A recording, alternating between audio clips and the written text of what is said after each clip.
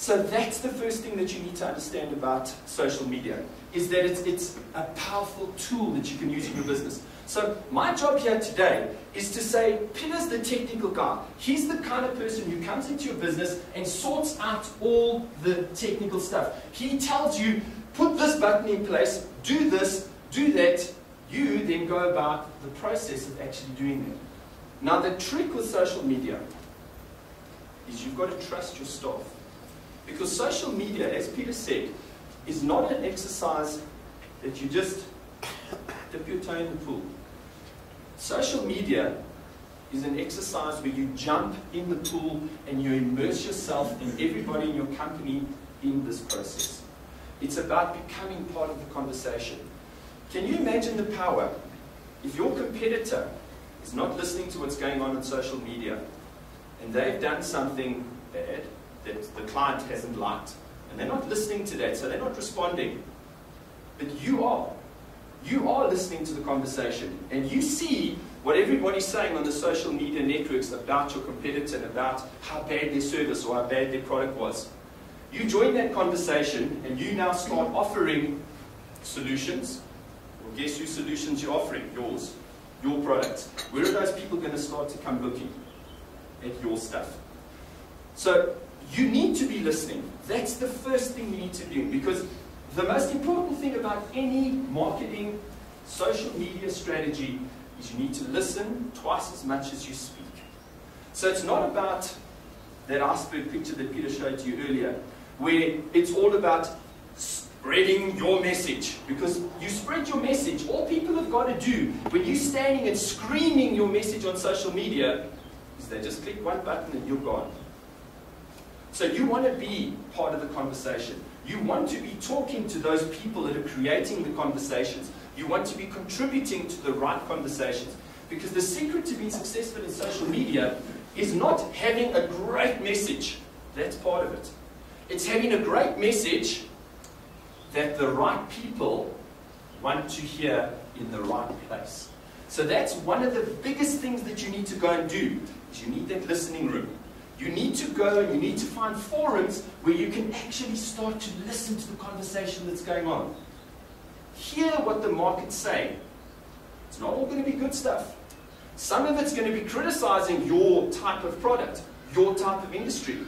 Great opportunity to get involved in that conversation. Some of it's going to be talking about your competitors and their products. Some of it's going to be talking about things related to your products.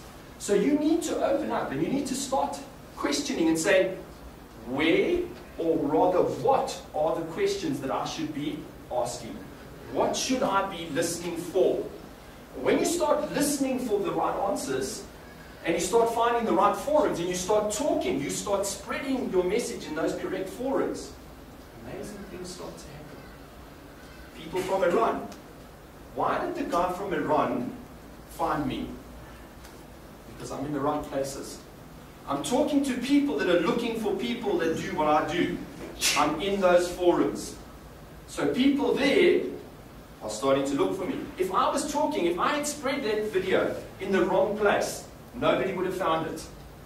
So that's the secret, is to have a great message, spread it in the right place, and make sure that people are listening to it. And the most wonderful thing is, whenever we set some kind of a strategy in place, we need to know what it is. We need to focus and understand what it is first. And secondly, we need to measure what we're doing, because whatever gets measured gets done. So if you are measuring what you're doing, in other words, you have these incredible analytics that Peter was talking about earlier. Every single social media platform that you're going to work on has some kind of an analytic that can either come to you weekly, daily, but you can actually see, are people reading this content? Are people conversing? Because ultimately social media is a conversation. Am I just putting stuff out there that nobody's reading? Or are people actually coming back and finding it interesting? Are they commenting? Are they liking it? Are they feeding back information? Because ultimately that is what you measure your success by, is, are people participating? It's social media. It's like going to a networking event. You wouldn't go to a networking event with a whole lot of debaucherous pictures that you took on Saturday at a wild party that you had. But guess what's happening? Your friends are tagging you in photographs of debaucherous parties that you were at. Now, there's no such thing as private and public. Yes, you can do settings and all sorts of things on your Facebook and hide some of the stuff. But heaven forbid, there's a photograph of you slumped over a bar, drunk out of your mind on Saturday, and somebody's wanting to hire you as a professional speaker. You're coming in to inspire their staff, and they've seen a photograph like that. So, that's the important thing I need you to keep in mind, is if you wouldn't do it at a networking event, in other words, if you wouldn't walk around with a pocket full of those photographs going, Sydney, check this out, do you want to hire me? Okay, if I wouldn't be doing that, be sure, beware of what's being put onto your social media sites. Because people tag you in photos that you don't even know about it. People can do that, and it automatically appears on your Facebook page. Those people in the room that are not involved in Facebook, let me share with you what I've managed to achieve in 2 years. 2009, I was absolutely knowledgeless. I knew nothing about social media. I still don't know all the buttons to push. That's why I've got people like Peter who teach me which buttons to push. I'm a businessman, so what does a businessman do? I know marketing, I know networking, and I know how to do business. So what do is I have a look and I say, right, first of all, the basics. I need to know who my market is, I need to know who the people are I want to speak to, and I need to know what their needs are. So I do that. And I then go to someone like Peter and I say, Peter, that's my market, that's what I want to tell them about. Where am I going to find them? Then he helps me and he sets up forums, searches, etc., that I don't have to know how it works in the background. So take that fear factor out, because that's the part that we're all terrified of, is the technical stuff. We're not technical people, we're business people. So do what you're good at. We're good at managing businesses, marketing products. This is not something new, it's just something extra. It doesn't mean that traditional advertising is going to disappear. I mean, billboards, you drive down the highway, what is the likelihood that all those billboards just overnight are going to disappear? Everything is going to be social media. Not likely. The boards will change. They may even become linked to social media. They may even become interactive, that you hit your hooter and who knows? Okay, hit your hooter twice and say you like my ad, who knows? But ostensibly, they're going to stay the same. Hoot if you like my hooters. Ostensibly, yes, the boards are still going to be there, they're going to change. But are we changing? Technology is changing all the time. Technology is moving at an incredibly rapid rate. But are the people in this room much different to the people in the 50s? Do we think differently? Do we have the same comfort zones? Do we have the same type of needs? Do we need clothing? Do we need... Yes, there's computers. Yes, jobs in 2004. 60% of the jobs that exist in 2010 didn't exist in 2004. But are we different? Do we still buy from people we know, like, trust, and can add value to our lives? Of course we do. So, is social media going to change that? Do we need to communicate a different message to people? Do we need to get them to know, like, trust us, and know that our product adds value to their lives? No. So the message is still the same. It's just the medium that's changed. And how wonderfully has it changed? In the old days, I would put a billboard up, or I'd put an ad in a magazine, or I would have a TV advert that I'd flout. And I'd have no idea how it worked. Now, virtually instantly, I can tell, is my message reaching the people I want it to be reaching? Are they feeling back? And what are their feelings? I may think this is the best widget that I've ever put out in the marketplace. And for 6 months, I spend money advertising it and telling people how much they need this product, but they don't. Social media. I just got to wait and hear what they say about the widget. They either like it or they don't. Instantly. The feedback, the mechanisms that come from social media are incredibly powerful. This has probably been the most innovative thing that has ever happened to businesses. or should I rather say for businesses. So traditional media, magazines, etc. may change, but the need for them will never disappear. So it may very well be that it'll arrive in my tooth, I don't know, and I'll be able to view it through a screen over here, but ostensibly I'm still going to want to view magazines, I'm still going to want to see them. There's still going to be a need for it. Yes, television, the 6 hours that we all sit educating ourselves every night in front of that idiot's lantern is still going to happen. Maybe we're going to choose what we get to watch, maybe things are going to change, but it's still going to be there. So advertisers are still going to be able to advertise through those media. Social media, Peter may disagree with me in this regard. Social media is just another form of marketing for my business. It's not going to be the only form of marketing for my business. So what you need to do is you need to say, I need to get into this. But the first thing that I need to do is different to the past, is it? When I was going to run an advertising campaign, did I just, I'm selling ladies' products. Am I going to go and advertise in men's health? Of course not. So what am I going to do? I'm going to look at the demographics and I'm going to say, who are the people I want to sell to? And I'm going to do all traditional marketing surveys and say, right, if those are the people that I'm wanting to talk to, where do I find them? Okay, I'm selling men's deodorant, so maybe I can put my ad in GHQ, in GQ, whatever it is, men's magazine, okay? Same thing here. I do traditional marketing, and I go, who are the people I'm wanting to talk to? Where do I find those people? It's no good going to forums, directories, and putting up your message if nobody wants to hear what you've got to say. Standing here spraying this gun in the front here, Sydney may very well have wanted to hear my message. It probably reached him, but these people here were irritated by my message. But the lady sitting at the back of the room is the only one that really wanted to have what I had to say. So what's the point of spraying and praying that your message is going to reach somebody?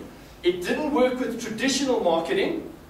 If I just put ads willy-nilly out there, would it work? Of course not. So this is no different. The difference is, it's just another additional resource, tool that I can use, not only for marketing, but for networking. Because think about this, what is the one thing that we all do wrong when we go and network? We arrive, we brace our feet against the table, and we try and hand out as many cards as possible, and we try and collect as many cards as possible, and we go home and do nothing with them. And what does research show us? Research shows us that it takes up to 12 touches with a prospective client before they make a buy decision. So, touch one, networking event. And I'd never do another thing with that card again. I'm 11 away from being successful. But how about this? Touch two, I link up with them on LinkedIn. Touch three, I link up with them on Facebook. Touch four, I have a look, see what are they saying on their Facebook. I comment, I feedback, I connect with them. Now I have a way of connecting with them. I have a strategy that I use after a networking event. I have a weekly strategy where I have 15 people that I connect with via social media. Now that connection can either be an email, comment on their blog, comment on their Facebook, a connection with them via some kind of electronic media, an SMS. I then have 3 people that I meet face to face.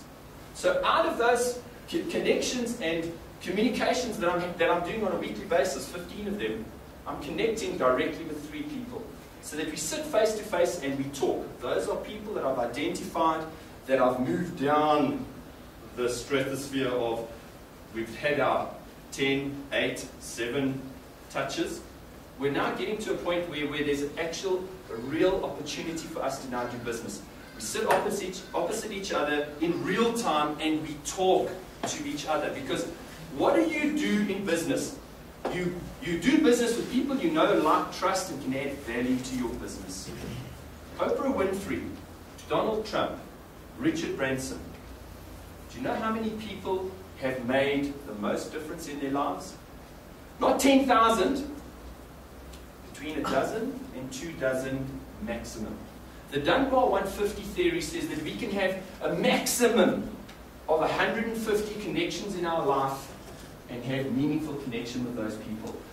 And that's carried out. If you look at Facebook, the average person, I'm not talking about the massive people, what's his name, Justin Bieber, with 33 million people, etc. Okay? The average person has between 130 and 150 friends on Facebook. So that Dunbar 150 theory gets carried out, or gets proven by that. So what you need to be doing is not having 10,000 people. That's the mistake I made. When I first started on social media, was I wanted to have as many friends as possible. Well, in certain arenas it's worked. Because what's happened is people like Forrest Ward invited me to America, so there is opportunity that comes from awareness.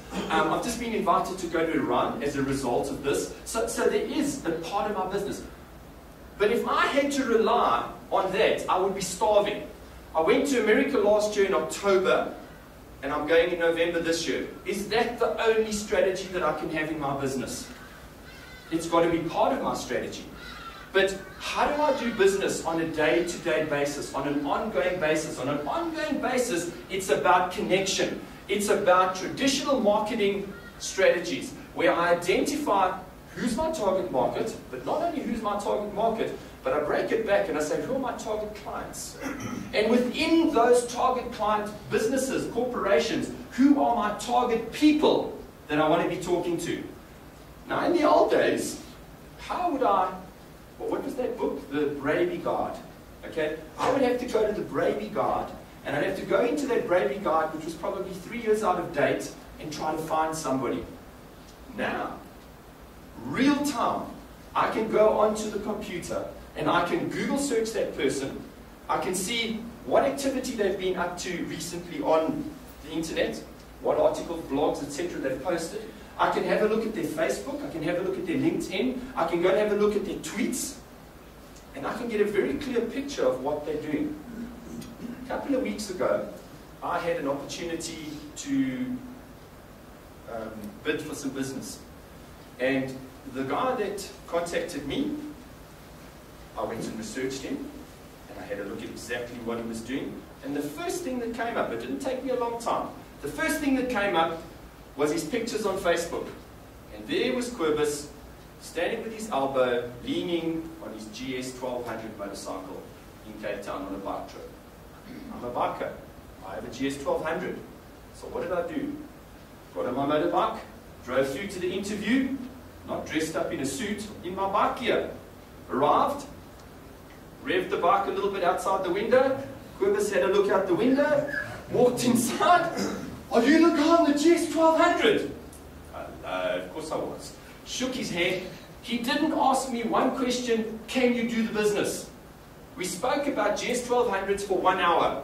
Walked out the door, and Quibus said to his secretary, he said, cancel the meeting with Ivan, Andrew's got the deal. Why? Because I researched him. I knew where his interests lay. What did I do? I went and I connected with Quibus. I didn't sit there with my feet braced against the desk going, Quibus, you know what I can do for you, China? You know, who do you think he wants to do business with? The guy who rides GS 1200s and is his China, or the oak with his feet braced against the desk that's telling him how good he is? Bottom line, you need to take a step back to traditional marketing strategies and ideas. Your business won't succeed if you don't know who your market is. Your business cannot succeed if you don't know who your customer is. You don't need a Braby Guide now. You have one of the most powerful sources of information ever on the planet on your desk. In fact, in your pocket. Inside your BlackBerry is more computing power than they had in the space shuttle.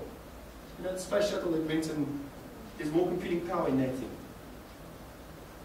Technology is outstripping us. But we are not changing. We are still the same. We still need to do business the same way. We still need to connect with people. This is not something new, scary, and ominous that we have to get involved with at all costs, or we're not going to be doing business down the road. It's something that is an additional marvelous, wonderful, amazing tool that we can bring into our businesses and turn into an incredible marketing and networking tool. If you don't, you're naive. There is so much benefit to be had from social media, from getting involved, from immersing yourself in this conversation, that any business that doesn't is crazy. And like Peter says, if you're in the business and you deal with people on any level, you need to be involved in this. Why? What if you're the customer, or at least what if you're the business that is being ripped to pieces on social media sites? You don't even know about it because you're not listening. What do you think your competitors that are going to do? Or you could be the business that's listening. You could be the business that knows exactly what's going on in the marketplace. You could be the business that is listening to that criticism of your competitor. You just comment. And you tell them how amazing you are. Where do you think those people are going to be doing business in future? Immerse yourself in this strategy. Immerse yourself in social media. And it's not just about one person, the MD, being involved in social media. It's not just about, I am the only person that can talk about my company. Social media is about trust. Like Peter said, start off small, start inside, start internally. Start developing a strategy, start developing a culture. Because social media is a culture within the business. Everybody within your business, you need to trust them. You need to build up a trust that they are able to be involved in the conversation and they are going to carry forward the belief, the strategy, the values of the company into your social media strategy. Because if you're trying to be just the top dog and only one person is going to be involved in social media, there's not enough in just one. Social media is about spread. It's about numbers.